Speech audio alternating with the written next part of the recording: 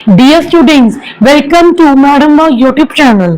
आज हम क्या करने वाले हैं, Indian economy on the eve of independence, एक कॉम्पिटेंसी बेस्ड क्वेश्चन, जिसमें एक हम करेंगे that is picture reading question and then हम पढ़ेंगे केस बेस्ड क्वेश्चन। तो आज सीखते हैं। पिछली वीडियोस में आपको एग्रीकल्चर के बारे में बताया था कि ब्रिटिशर्स के आने के दौरान एग्रीकल्चर की स्थिति कैसी थी, और फिर आपको कंसेप्ट पढ़ाया गया था एक क्वेश्चन के द्वारा फॉरेन ट्रेड के बारे में कि फॉरेन ट्रेड की स्थिति कैसे थी। ठीक है, अब आगे वाली हमारा क्या क्या रह गया, डेमोग्राफिक ट्रांजिशन, और एक दो पॉइंट्स और रह गए जिसकी मैं केस बेस्ड क्वेश्चन बना के नेक्स्ट पार्ट में डाल दूंगी। तो अब आप सबसे ये है कि इसी चैनल पे आपको पूरी तैयारी करवाई जाएगी, कॉम्पिटेंसी बेस्ड क्वेश्चन के साथ कंसेप्ट इन शॉर्ट करवाया जाए। तो do like share and subscribe to madam YouTube channel to keep getting videos for accounts and economics. तो आ जाओ, ये इंडियन रेलवेज की बात हो रही है। यहाँ पे हमने पिछली पार्ट में छोड़ा था, तो इंडियन रेलवेज की बात हो रही है कि इंडियन रेलवेज ब्रिटिशर्स कब लाए थे, 1850 में।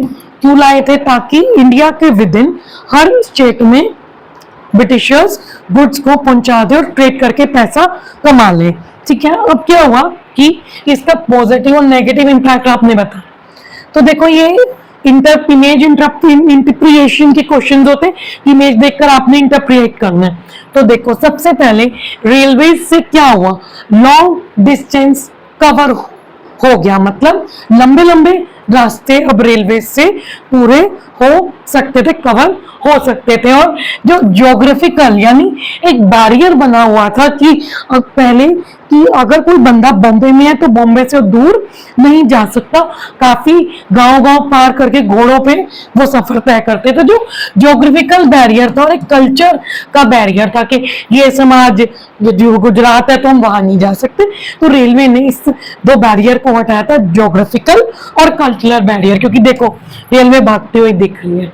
आगे आगे क्या हुआ, रेलवे से जितने भी हमारा इंडियन एग्रीकल्चर था, इंडियन एग्रीकल्चर का जो भी प्रोड्यूस था, ठीक है, वो अलग अलग दूर दूर पहुंचा सकते थे। तो जमीन से जो भी खेती बाड़ी हो रही थी वो पूरे इंडिया की किसी भी स्टेट में हम रेलवे के द्वारा उसको ट्रांसपोर्ट कर सकते थे, जिसके कारण एग्रीकल्चर पूरी तरह से कमर्शियल हो गया।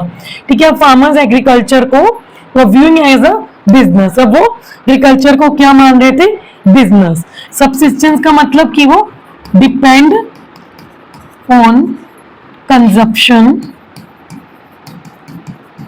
एग्रीटेरियन गुड्स। देखो, इसका मतलब है कि एग्रीकल्चर में क्या ग्रो कर रहे हैं, कंजप्शन के गुड, जैसे wheat and rice. But railway आने से पूरी की पूरी तरह एग्रीकल्चर कमर्शियल हो गया। फार्मर्स ने इसको क्या देखा, only as a way of business. अब रेलवे से क्या हुआ कि फूड ग्रेन्स उन जगहों तक भी पहुंच गए जहां पे फेमाइन्स थी, मतलब भूख मरी थी, जल्दी खाना उन लोगों तक पहुंच गया। ये क्या, इनके पॉजिटिव इंपैक्ट ऑफ रेलवेज। अब पढ़ते हैं, किसी चीज के पॉजिटिव्स होते हैं तो दूसरी साइड उसके नेगेटिव्स भी होते हैं। तो नेगेटिव इंपैक्ट में क्या है कि रेलवे से इंडियन इकोनॉमी और एक्सप्लॉइट होगी। क्योंकि देखो, रेलवे बनाने वाला कौन, ब्रिटिशर्स को ही तो उस रेलवे से फायदा होना था। ठीक है, फिनिश गुड्स अब इजिली इंडियन, मतलब ब्रिटिश जो गुड्स ब्रिटेन से आते थे इंडिया में, जो गुड्स ब्रिटेन से इंपोर्ट होते थे, वो अब अलग अलग जगह पे इजिली जो है पहुंच जाते थे, क्योंकि अब मार्केट एक ही जगह नहीं, एक्सपैंड हो गई थी मार्केट, ब्रिटेन में गुड्स सेल करने के लिए। और रेलवे से स्प्रेड होने के कारण ब्रिटेन की क्या बन गई, मार्केट, ब्रिटेन प्रोडक्ट की एक अच्छी मार्केट वाइड वे से एक्सपैंड होकर ब्रिटिशर्स को मिल गई। तो ये हमारे पॉजिटिव एंड नेगेटिव इंपैक्ट थे रेलवेज के। पिक्चर बेस्ड जाए, ये लिख देना, इसके अंदर क्वेश्चन बना के पूछ ले कि जस्टिफाई करते हो कि रेलवे का आना एक बून था, या फिर बून मतलब एक फायदा या फिर नुकसान, तो अब लिख दोगे। और justify the positive and negative impact of the Indian railways on the eve of independence. ये इस तरीके के सारे क्वेश्चंस आपके कंप्लीट हो गए। तो चलो, अब मैं केस बेस्ड क्वेश्चन में आपको करना सिखा रही हूँ यूट्यूब के ऊपर कि इसको करते कैसे। पेपर में इस तरीके के क्वेश्चन आते ही आते हैं। एक आपका पेपर में बेटे सेक्शन ही होता है, ठीक है, इसके तरीके के केस बेस्ड क्वेश्चन तो आते ही आते हैं। और अब बात पेपर का पैटर्न चेंज हुआ है, तो पढ़ो, इतना पढ़ने की लोड नहीं है, बस ये देख लो सवाल में क्या पूछ रहा है। व्हाट इज पर कैपिटा इनकम, ठीक है, और इंडिविजुअल्स का मतलब पूरा नहीं पढ़ के टाइम वेस्ट करना, सवाल पढ़ो। पर कैपिटा इनकम पूछ रहे हैं, ठीक है, इसी पैरा में ढूंढेंगे पर कैपिटा इनकम। नेक्स्ट, और ये वो इंडिविजुअल्स का नाम बताओ जिन्होंने पर कैपिटा इनकम को कैलकुलेट किया है।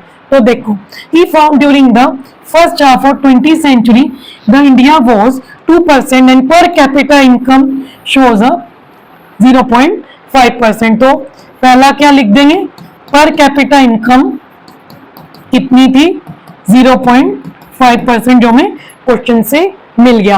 अब देखो इसको कितने एस्टिमेट किया था, से attempt to estimate national income and per capita income.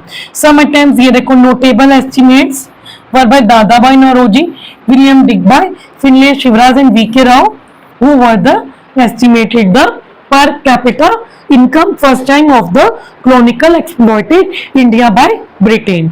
ठीक है, तो ये आपके हो गए इसका आंसर, जो मैंने आपको किसमें से ढूंढ दिया, पैरा में। और हमारा टाइम वेस्ट भी इसके अंदर बिल्कुल भी नहीं। नेक्स्ट है हमारा, देखो ये था आपका 1 मार्क का, ये आपका है 2 मार्क का, और ये आपका 2 मार्क का। 5 मार्क का हो गया, या 2 और 3 का मान लो, ठीक है। अब what was the level of economic development, ठीक है, उस समय इकोनॉमिक डेवलपमेंट की क्या लेवल था, किस तरीके की इकोनॉमिक डेवलपमेंट थी। तो सबसे पहला, the economic policies persuaded by was concern more with the protection promotion of the home country rather than, देखो पहला पॉइंट ये बन जाएगा, ये किसका आंसर नंबर 2 का, ठीक है। पहला पॉइंट क्या बन गया कि कॉलोनियल गवर्नमेंट का मेन इंटरेस्ट क्या था कि वो सारा का सारा रॉ मटेरियल हमारी कंट्री से लेकर ब्रिटेन बेचते थे और ब्रिटेन से गुड्स बना के हमारी कंट्री में बेचते थे और हमारी कंट्री की सारी वेल्थ लेकर जाते थे, ठीक है। इसका पहला ये बना देना।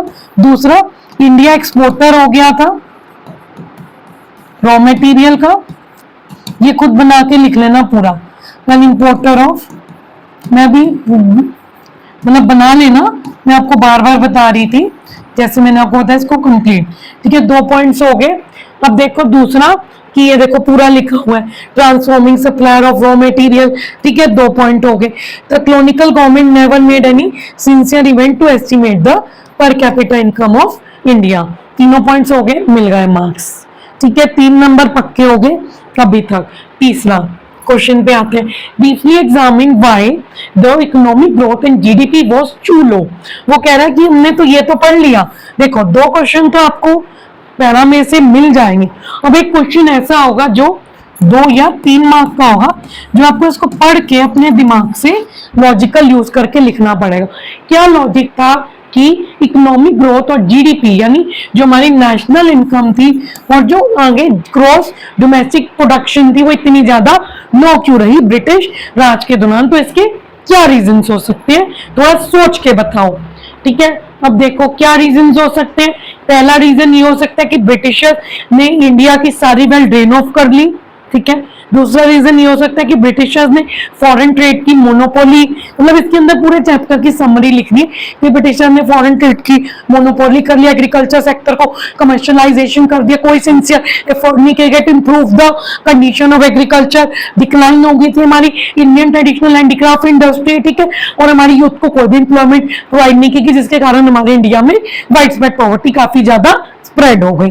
तो ये सारे रीजंस हो सकते हैं कि ब्रिटिशर ने हर सेक्टर को तहस नहस कर दिया, एग्रीकल्चर सेक्टर को भी, जिसके अंडर क्या आया था जमींदारी सिस्टम, और दूसरा हमारा इंडस्ट्रियल सेक्टर की ग्रोथ भी लो थी, एग्रीकल्चर की भी, और तीसरा जो डेमोग्राफिक ऑक्यूपेशनल स्ट्रक्चर था वो भी सारा का सारा ब्रिटिशर्स ने किसी को आर्मी में लगा दिया, किसी को एग्रीकल्चर में ही ज्यादा लोगों को घुसा दिया, इनको इंडस्ट्रीज और टेरिटरी सेक्टर्स में तो जाने ही नहीं दिया।